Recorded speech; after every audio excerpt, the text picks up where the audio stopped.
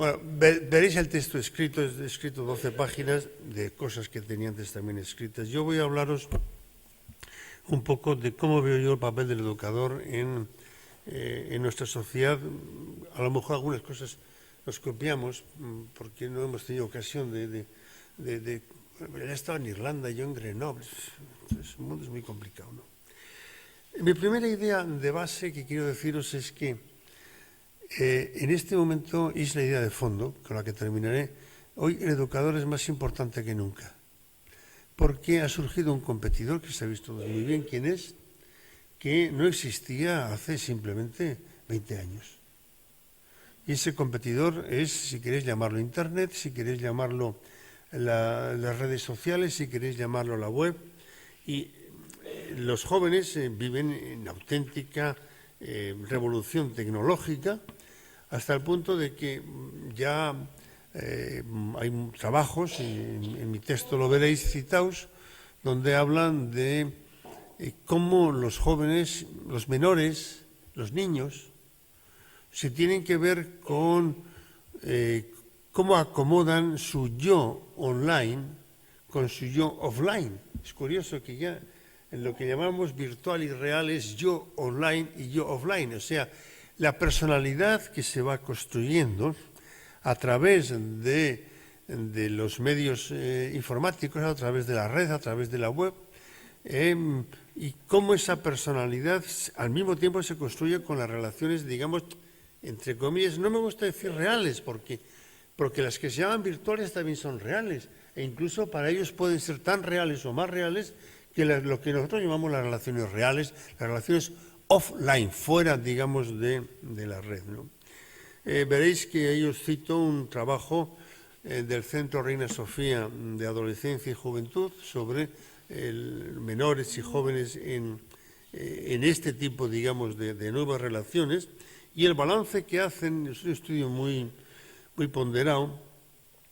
Dicen que no hay que contraponer, digamos, el yo offline con el yo online, sino que son dos complementarios que, según el tipo de joven que sea, puede ser que en algunos casos el yo online, el yo que se está creando, la identidad que se está haciendo a través de los medios, de los TIC, de las técnicas de intercomunicación electrónica, pueda ser más importante, lo cual no es siempre el caso, que el que se está creando a través del yo offline, el yo, digamos, mal llamado real.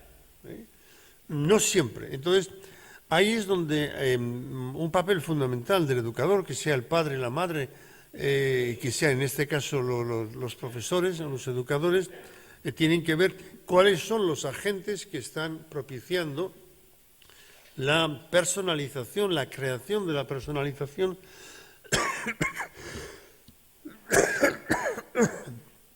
Marcato, pero tengo todo el cuerpo descacharrado, ¿sabéis? Y entre otros la garganta. Entonces, esa es una labor que ya digo de entrada, aunque después me extenderé un poco más en esto. He seguido varios autores, en efectos. El hecho de estar, digamos, jubilado de dar clases me permite leer más de lo que podía leer antes. Entonces, esto, bueno, me ayuda a ordenar mis ideas. Y uno de los autores que he leído, que es relativamente ya antiguo, tiene 5 o 6 años, lo voy a leer, dice: la práctica de Internet ha modificado considerablemente el proceso de socialización. ¿Quién es el autor? Ya lo veréis después cuando en el texto. Para bien y para mal. El acceso a múltiples fuentes, a lugares de las más diversas identidades, ha aumentado considerablemente las posibilidades para cada internauta para distanciarse de sí mismo, de sus sentimientos de pertenencia, de sus identidades primigenias. Pero al mismo tiempo, el internauta está invitado a tener como verdadero lo que es afirmado de forma inverificable por cualquier persona sobre cualquier tema. Un ejemplo muy claro de eso, y no me importa decirlo, aunque a algunos les moleste, es Wikipedia. en donde en algunos momentos ciertamente es de una enorme ayuda, si por ejemplo pues queremos saber una información reciente, pero en otras comete errores terroríficos, hasta el punto de que yo en mi blog he dicho que lo que dice mi Wikipedia que no es cierto. Ya, más no puedo deciros. O sea, no os fiéis de lo que dice Wikipedia, porque a veces me he encontrado cuando voy a una conferencia y me presentan, como dice Wikipedia, pues eso no es verdad, además eso es de hace montones de años, ¿no? Un ejemplo, una constante en este sentido, hace que una palabra, una expresión, haya adquirido una connotación muy negativa, que es el término influencia, es el término influir.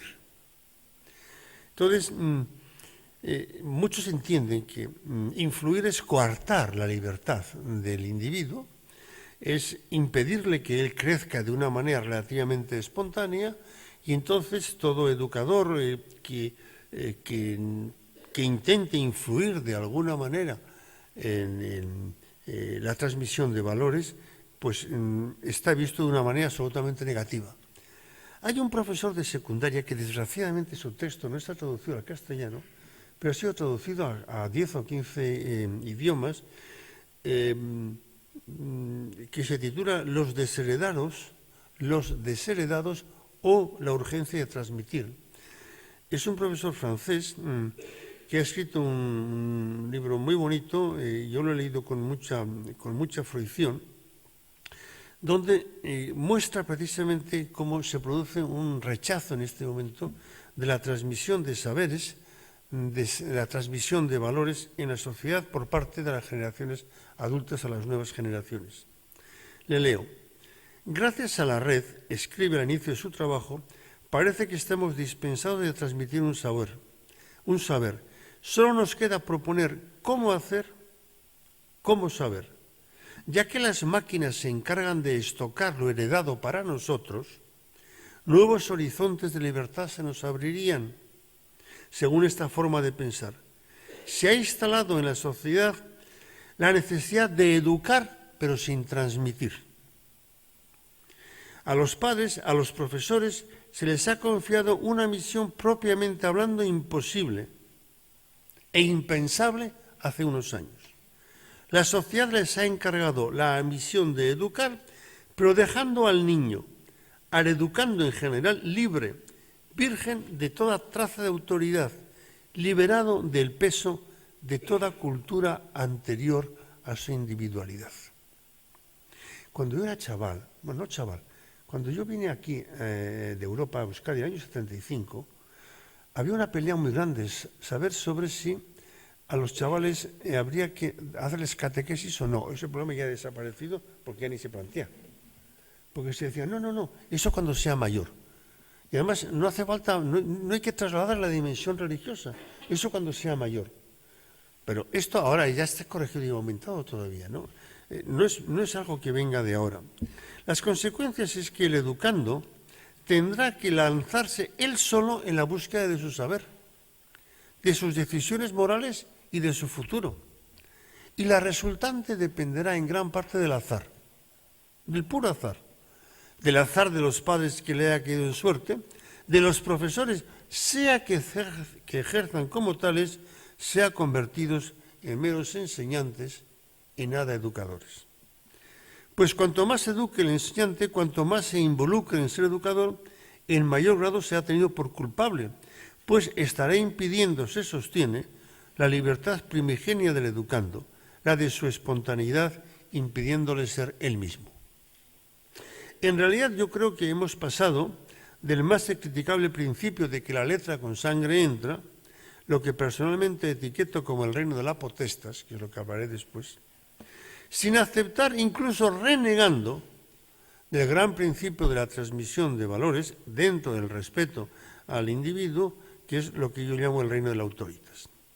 Hemos dejado solos a los niños y menores al albur de la violencia, esta vez más que simbólica, la violencia real, que supone y gratuita del azar, de la web, de los contactos y de las constantes inputs que está recibiendo y nada evaluados. Se dice, ya lo hará cuando sea mayor, sí, pero ¿desde qué saberes? ¿Desde qué valores? Pues la respuesta es desde los saberes y los valores de la mayoría. De la mayoría.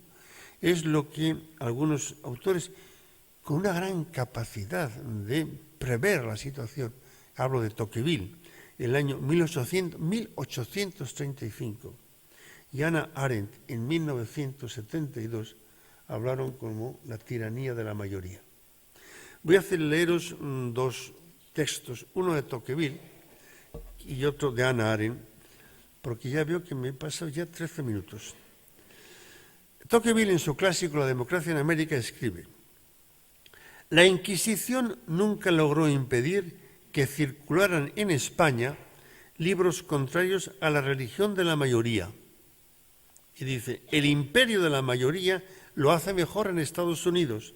Ha conseguido suprimir hasta el pensamiento de publicarlos. Hasta el pensamiento de publicarlos.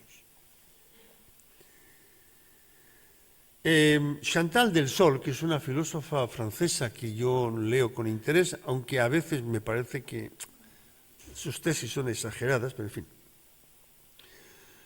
Chantal del Sol decía a Tocqueville que Tocqueville considera que la sumisión al imperio de la mayoría es más tiránica que la de cualquier tirano. Y pensar en esto.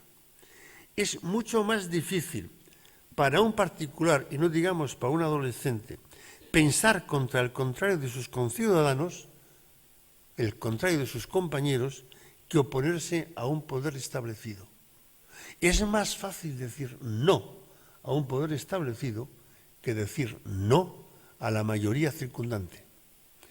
Así, continúa Chantal del Sol, la sociedad democrática devina rápidamente gregaria y las personas, en lugar de liberarse, se someten. Leyendo estas cosas, me he encontrado con un trabajo sobre la educación en Suecia. Los nórdicos, los maravillosos nórdicos. Y leo en este trabajo, veréis la referencia en mi texto, podemos leer que, cito, en Suecia los niños crecen en el seno de una cultura de pares. Pares es un término inglés, peer, que son los compañeros, los que tienen la misma edad, la gente, los colegas, en fin, los que tienen la misma edad, los pares llaman, ¿no? En Suecia los niños crecen en el seno de una cultura de pares sin referencia exterior a su generación, a la de sus padres. Pero la presión de los pares es bastante más despiadada que la de la generación precedente. Es posible rebelarse contra esta última. Es posible rebelarse contra el padre. Es posible rebelarse contra el profesor. Pero no es posible rebelarse contra los pares, salvo a caer en la marginación. De aquí quiero traer,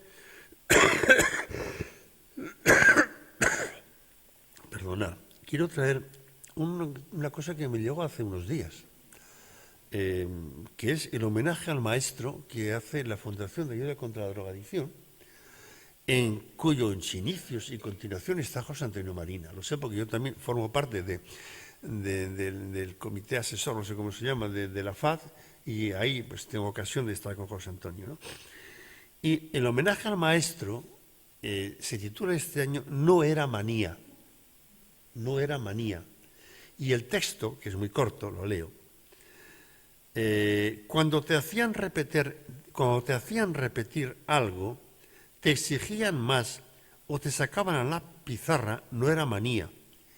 Era su forma de ayudarte a que fueras mejor. Gracias, maestras y maestros, por vuestro empeño en hacernos mejores. Os invito a que entréis en la web de la FAD, FAD, y veáis este homenaje al maestro y en qué consiste este proyecto de este año, ¿no? Que lleva ya 12 años. Este homenaje al maestro, la FAD lo lleva haciendo 12 años y siempre detrás de todo esto ha estado José Antonio Marina. Y entro ya en la última parte de mi texto, que es de la potestas a la autoritas. Yo creo que voy a leer un poco para que así no me vaya por los cerros de Úbeda, ¿no? Como acabo de decir, los nuevos soportes y modos de información y comunicación son muy importantes. El tema es que a veces vienen firmados, hay blogs firmados, por ejemplo, pero a veces no, de tal suerte que la comunicación se hace entre personas que voluntariamente han decidido mantener oculta su verdadera identidad y se proyectan y comunican a través de una identidad creada ad hoc o es una identidad falsa.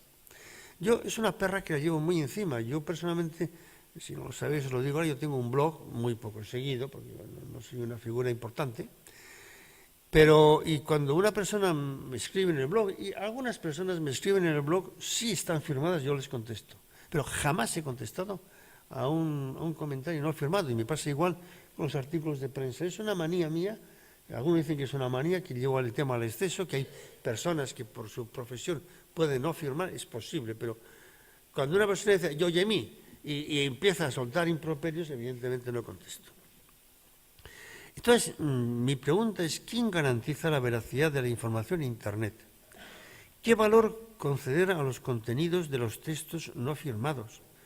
¿Cómo se construye la personalidad de un adolescente para quien es más fiable su red social que la información firmada, sea esta del soporte que sea?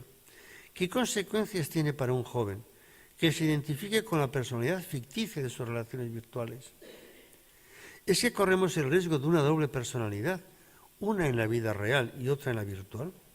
¿Qué influencia va a tener, está teniendo ya, en el interior de los centros escolares? ¿Cómo va a afectar a la relación de profesor-alumno? ¿Qué efectos va a tener para la autoridad del profesor y de todo el sistema educativo? Como veis, estamos ante un reto fenomenal porque los agentes de socialización están cambiando a marchas forzadas. Yo no creo que un profesor tiene que ser un experto en informática, no, ni tiene que ser un experto en Facebook, pero sí me parece que tiene que tener algunas nociones, evidentemente, pero tiene que saber qué es lo que hay ahí, tiene que tener algún contacto con eso. Yo creo que hay que formar, en fin, eso Carmen, no sé si hablará de eso, pero yo sí creo que hay que formar, digamos, al profesor en las nuevas realidades en las que estamos metidos, ¿no? Yo creo que el problema fundamental no va a estar en que el profesor sepa todo y el alumno no sepa nada. El alumno puede tener información de muchas cosas y de algún punto concreto porque le interesa más, incluso más que el profesor. El problema no está ahí. El problema está en qué tipo de relación se establezca entre uno y otro. Yo digo que hablando de autoridad, no hay que olvidar que la relación con otro, sea la que sea, se establece una relación normalmente de autoridad. Eso sucede en una pareja, en el núcleo familiar, en una relación de autoridad. En algunos aspectos, bueno, pues uno tiene una autoridad sobre un tema, pero hay una relación de autoridad que no podemos negar, como existen una relación de autoridad entre un padre y una madre con su hijo o su hija y de un profesor o profesora con sus alumnos, ¿no? Y la autoridad se ejercita en esas condiciones, o sea, en condiciones que son naturales, incluso en un diálogo entre dos personas, a poco que se conozcan, se establece esa relación de autoridad. Yo creo que aquí es donde se juega el paso de la potestas a la autoritas, ¿no? Pero hay que tener en cuenta, yo defiendo que el alumno y el hijo aceptarán la autoridad de sus padres y de sus profesores cuando perciba internamente un sentimiento de legitimidad en la labor de sus padres, sus madres y de sus profesoras y profesores cuando le pide que actúe de esta o aquella manera. ¿Qué es lo que trae este año el plan de la FAD? Y cuando les dice, no era un capricho, cuando te sacamos a la pizarra, no era un capricho, cuando te suspendimos, no era un capricho. Pero claro, el tema está en cómo lograr que en este caso el escolar, el alumno, admita ese sentimiento, acepte ese sentimiento de legitimidad, en este caso por parte del profesor, por el cual te dice, ahora sal a la pizarra, ahora te suspendo, y ahora tienes que hacer esto y no aquello. Esto exige de la parte tanto un ejercicio importante por parte tanto de padres y educadores como por parte del hijo alumno. Por eso que os he dicho de que se establece entre ellos una relación, digamos, de autoridad, de parte de los padres y educadores, en este caso básicamente educadores, la convicción interna de que lo que se le pide al alumno o al alumno es correcto, es necesario para su desarrollo personal y social. O sea, lo que exige que los padres y profesores estén internamente convencidos de la extrema importancia de la educación. Quiero decir que lo fundamental es que el padre y el profesor se den cuenta de que eso que están haciendo es algo que es lo que tienen que hacer, porque eso es lo que realmente responde al crecimiento del alumno o del hijo exactamente. Esto no hay que darlo por hecho. Yo cuando he hecho en mi vida dos tipologías de familias, una a nivel español y otra a nivel solamente catalán, y allí saqué un término que es el término de familia nominal, una familia que es solamente de nombre, porque habían decidido no ejercer la labor como de familia, sino simplemente de crear un buenismo sin más, lo cual era un desastre. U otros que habían delegado, ¿en quién? Básicamente en la escuela. Pero esto que vale para la familia, vale también para el profesor. Yo no he tenido ocasión de hacer una tipología de profesores, pero sí he hecho una tipología de centros docentes. Y aquí no me quiero hablar mucho porque de eso Carmen sabe mucho más que yo porque trabaja en ello, ¿no? Pero cuando yo tuve ocasión de presentar en el Parlamento de Cataluña un estudio sobre la convivencia en centros docentes, en dos ocasiones, el año 2001 y el año 2006, en centros docentes hablé de algo que nadie me hizo ni puñetero caso, claro, lo que yo llamaba el factor centro. Mostré claramente, con datos estadísticos, que según si en un centro había una dirección que dirigía y en un centro había lo que se llama un claustro de profesores que tenían un proyecto educativo, los resultados escolares eran mejores. Punto. Bueno, pues esto que digo a nivel de centro, lo digo a nivel de profesor. O sea, si un profesor es un profesor, si no queréis profesor, llamarle educador o maestro. Pero a mí no me gusta que se llame simplemente enseñante, lo cual no quiere decir que no haya que enseñar, y mucho menos trabajador de la enseñanza. No porque no sea trabajador de la enseñanza, no porque no sea enseñante, pero creo que es más que eso. Creo que es más que eso.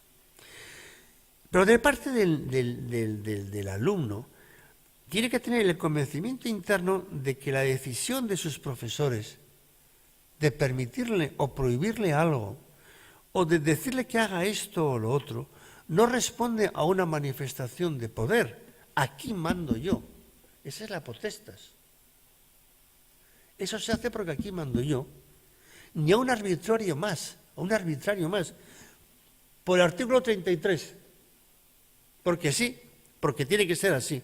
Sino el alumno, y ya sé que esto es más fácil decirlo aquí sentado, que estar delante de un alumno en un aula y hacer que él sienta, perciba que en realidad lo que le está diciendo el profesor, el educador en ese momento, es que está buscando su bien. Y que si hace algo que no le gusta, que sea capaz de percibir, si no en el momento. Esa es la autoritas. Claro, he sabido, por ejemplo, y eso apelo a vuestra experiencia personal, que vosotros tenéis mejor opinión de vuestros profesores ahora que la que teníais cuando erais educandos. Lógico, porque ya no vivís en esa relación de autoridad, pero es evidente que eso es muy importante que el profesor no pierda de vista eso, el profesor o la profesora, que sepa que el reconocimiento social, el reconocimiento normalmente vendrá más tarde. Pero lo que sí me parece importante, bocato cuet, menos que 5 minutos, me quedan 3.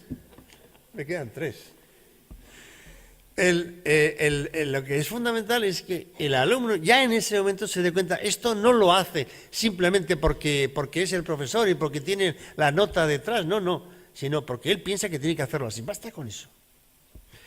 Entonces, ¿cuáles son las fuentes, digamos, de la autoritas? Yo creo que yo he citado 4 o 5, que paso rápidamente, ¿no? la capacidad de contextualizar al educando, personalizar al alumno. Cada uno es distinto. Yo tengo 3 nietos, bueno, la pequeñita tiene solamente unos días, pero mis 2 nietos mayores son distintos. Son distintos. Y yo no puedo actuar exactamente igual delante de Mani que delante de Maren. No puedo, son distintos. Yo creo que es muy importante esto que voy a deciros. No tenéis por qué entender de Internet, pero sí ser capaces de discernir la validez de la fuente de la que maman los alumnos. ¿Cuál es la validez y la fiabilidad? Por eso exige tener un cierto conocimiento, eso es de dónde maman, o sea, de dónde chupan, de dónde... Saber discernir el esquema de valores de esos inputs en los que se basan los alumnos y al mismo tiempo, en la medida de lo posible, entender cuál es el esquema de valores que se está creando en la cabeza del educando. En el respeto absoluto a su esquema de valores, pero con la libertad vuestra para deciros que ese esquema de valores merece un juicio. Hay escalas de valores, no todos los valores valen lo mismo.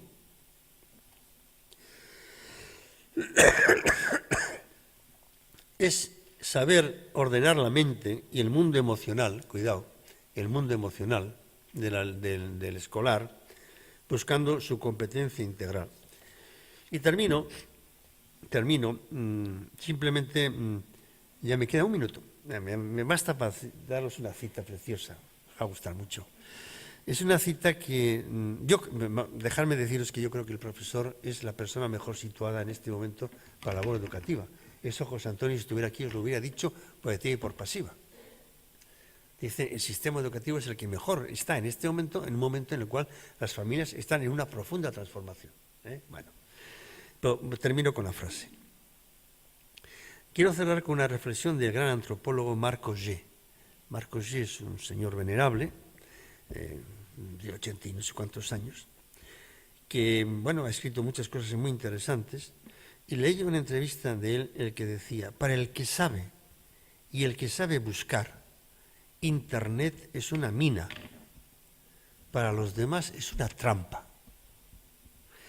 Bueno, yo creo que no sería descabellado decir que una labor clave de los educadores en nuestro tiempo sea la de enseñar a leer Internet, como se enseña a leer el Quijote, o se enseña a leer lo que queráis, enseñar a leer Internet, que es el libro por excelencia del siglo XXI. Eskerrik asko.